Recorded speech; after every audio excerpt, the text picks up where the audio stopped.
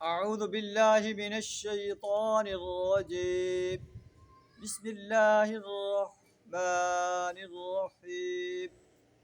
إنا نحن نزلنا عليك القرآن تنزيلا فاصبر لحكم ربك ولا تطع منهم آثما أو كفورا.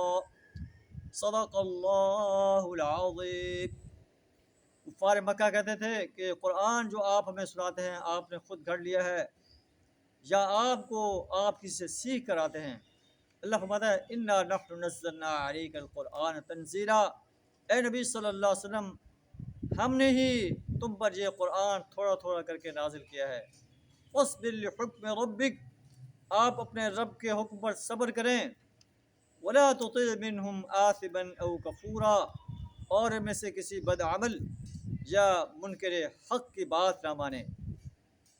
یہ چاہے آپ کو کتنی ہی تکالیف سے دو چار کریں، آپ صبر و استقامت کے ساتھ دین کی دعوت انسانیت کے سامنے پیش کرتے رہیں. وَاذْكُرِ اسْمَ رَبِّكَ بُكْرَةً وَأَصِيلًا، صبح و شام اللہ کو یاد کرتے رہیں. وَمِنَ اللَّيْلِ فَاسْجُدْ لَهُ، رات کے طویل اوقات میں بھی اس کے حضور سجدہ ریز ہو جائیں. وَسَبِّحْهُ لَيْلًا طَوِيلًا، اور رات کے طویل اوقات میں اللہ کی تسبیح بیان کرتے رہیں. جب تسبیح کے لیے مقررہ وقت ہو اس کے لیے اس سے نماز مراد ہوتی ہے، یعنی اللہ کے حضور نماز ادا کرتے رہیں.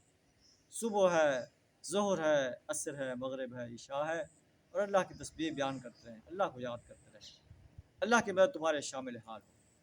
اللہ سے دعا ہے ہمیں بھی قرآن کے اس آرڈر پر عمل کرنے کی توفیق عطا فرمائے.